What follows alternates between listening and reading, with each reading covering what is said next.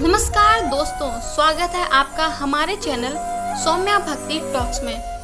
क्या आपने कभी सोचा है कि अगर कोई इंसान भगवान का रूप धर ले और खुद को ही भगवान मानने लगे तो क्या होगा?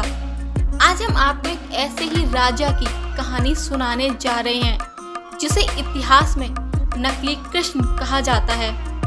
इसका नाम था पौंड्रक वासुदेव। ये सिर्फ भगवान कृष्ण जैसा दिखता ही नहीं था, बल्कि उसने असली कृष्ण को ही खत्म करने की ठान ली थी। ये कहानी है घमंड, दिखावे और एक खतरनाक चुनौती की। तो चलिए जानते हैं आखिर कौन था ये पौंड्रक और क्यों हुआ इसका ऐसा भयानक अंत। तो इस वीडियो में हमारे साथ अंत तक बने रहें।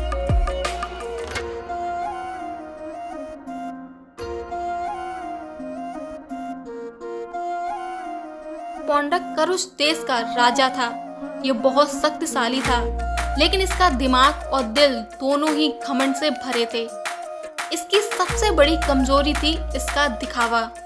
इसका एक मित्र था कलिंग राज, जिसने इसे लगातार भड़काया। कलिंग राज ने पौंड्रक को यकीन दिलाया कि वो भगवान कृष्ण से भी ज्यादा महान और ताकतवर है। पौंड्रक ने अपने मित्र की बातों में आकर खुद को भगवान वासुदेव यानी कृष्ण का असली रूप घोषित कर दिया। उसने बिल्कुल भगवान कृष्ण जैसा वेशभूषा अपना ली। सिर पर मोरपंख, गले में नकली कौस्तुभ मणि और कंधे पर एक नकली सारंग धनुष, और तो और उसने एक कारीगर से लकड़ी का एक नकली सुदर्शन चक्र भी बनवाया। दोस्तों सोचिए, एक इंसान दिखावे में किस हद तक जा सकता है।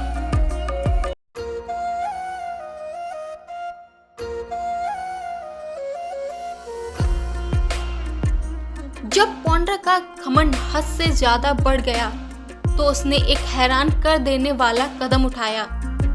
उसने एक दूत को भगवान कृष्ण के पास द्वारका भेजा।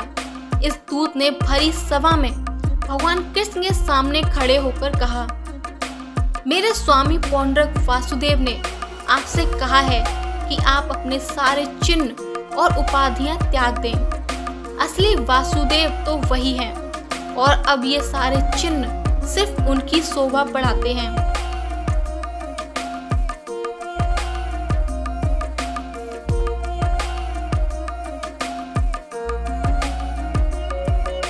सभा में सब लोग गुस्से में थे, लेकिन भगवान कृष्ण बिल्कुल शांत थे।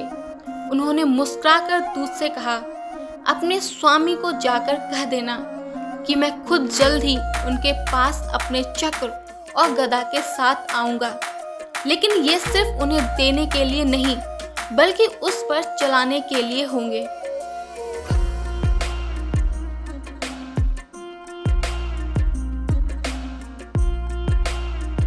भगवान कृष्ण का ये जवाब सुनकर पौंड्रक का घमंड और भी बढ़ गया। उसे लगा कि भगवान कृष्ण डर गए और वो अपनी सेना और अपने मित्र कलिंग राज के साथ युद्ध के लिए तैयार हो गया। जैसे ही दोनों सेनाएं आमने सामने आईं, युद्ध शुरू हो गया।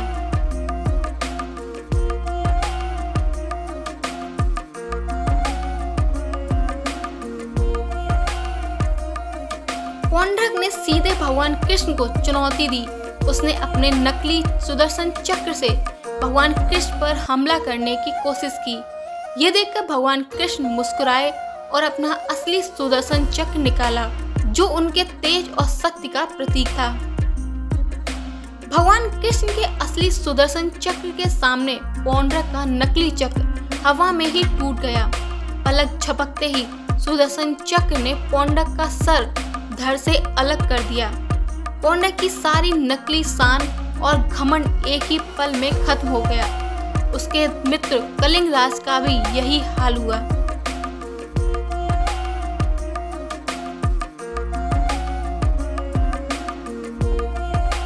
पौंड्रक की कहानी सिर्फ घमंड और दिखावे तक नहीं है, बल्कि एक राजनीतिक कहानी भी है। पौंड्रक की दुश्मनी भगवान कृष्ण से व्यक्तिगत अहंकार के कारण तो थी ही, लेकिन इसके पीछे एक बड़ा कारण था। पौंड्रक मगध नरेश जरासंध का मित्र था। जरासंध भगवान कृष्ण का कट्टर दुश्मन था और कई बार भगवान कृष्ण से युद्ध में हार चुका था। उसने अपनी हार का बदला लेने के लिए कई राजाओं से मित्रता की, जिसमें पौंड्रक भी शामिल था। जरासंध ने ही पौंड्रक को भगवान कृष्ण के खिलाफ भड़काया था। वो चाहता था कि पौंड्रक जैसा शक्तिशाली राजा भगवान कृष्ण के साथ युद्ध करे और उन्हें कमजोर करे। इस तरह पौंड्रक को जरासंध ने भगवान कृष्ण के खिलाफ एक मोहरे की तरह इस्तेमाल किया।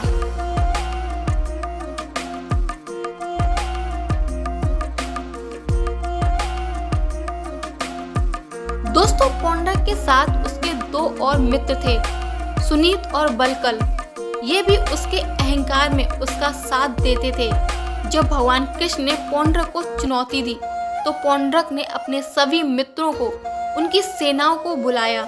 इस तरह भगवान कृष्ण को सिर्फ पौंड्रक से ही नहीं बल्कि कई राजाओं की संयुक्त सेना से लड़ना पड़ा। ये दिखाता है कि भगवान कृष्ण की चुनौती कितनी बड़ी थी।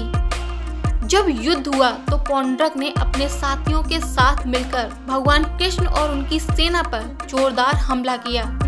पौराणिक कथाओं के अनुसार भगवान कृष्ण ने सबसे पहले पौंड्रक के सारथी और घोड़े को मारा, जिससे वो पैदल होकर युद्ध करे। इसके बाद उन्होंने पौंड्रक के नकली धनुष को भी तोड़ दिया। जब पौंड्रक ने भगवान कृष्ण पर और ज्यादा हमला किया तब भगवान कृष्ण ने अपने सुदर्शन चक्र का इस्तेमाल किया और पौंड्रक का सर धड़ से अलग कर दिया था। इसके बाद भगवान कृष्ण ने पौंड्रक के सभी सहयोगी राजाओं को भी युद्ध में मार गिराया।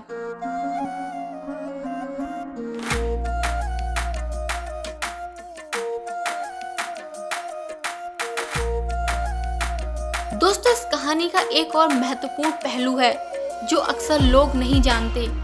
जब भगवान कृष्ण ने पौंड्रक का वध किया तो पौंड्रक के शरीर से एक तेज निकला और भगवान कृष्ण के शरीर में समा गया। यह घटना बताती है कि पौंड्रक अपने घमंड के कारण ही सही, लेकिन लगातार भगवान कृष्ण के बारे में सोचता रहता था, चाहे वह दुश्मनी के भाव से ही क्यों ना हो। धार्मिक मान्यताओं के अनुसार जो व्यक्ति मृत्यु के समय किसी भी भाव से भगवान का ध्यान करता है उसे मोक्ष की प्राप्ति होती है। तो इस तरह भगवान कृष्ण ने पौंड्रक का वध करके उसे मुक्ति प्रदान की। ये एक गहरी आध्यात्मिक सीख है कि भक्ति का कोई भी रूप नहीं होता, यहाँ तक कि शत्रुता भी, अगर वह पूरी तरह से केंद्रित हो तो वो मुक्ति का मार्ग बन सकती है।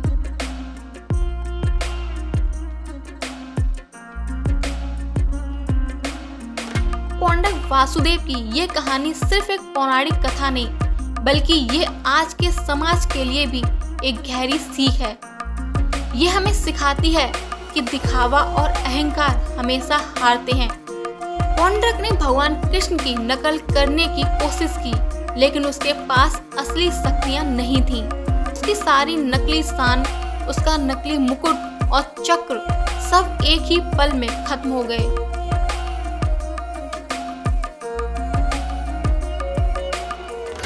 ये कहानी हमें याद दिलाती है कि हमारी असली पहचान हमारे दिखावे में नहीं बल्कि हमारे कर्मों, हमारे गुणों और हमारे चरित्र में होती है। और हमारे चरित्र में होती है। अपनी पहचान खुद बनाइए, किसी और की नकल मत करिए। यही इस कहानी का सबसे बड़ा सबक है। अगर आपको ये वीडियो पसंद आई हो तो इसे लाइक करें, शेयर करें और हमारे चैनल को सब्सक्राइब करना ना भूलें। मिलते हैं फिर एक ऐसी ही कहानी के साथ। तब तक के लिए नमस्कार।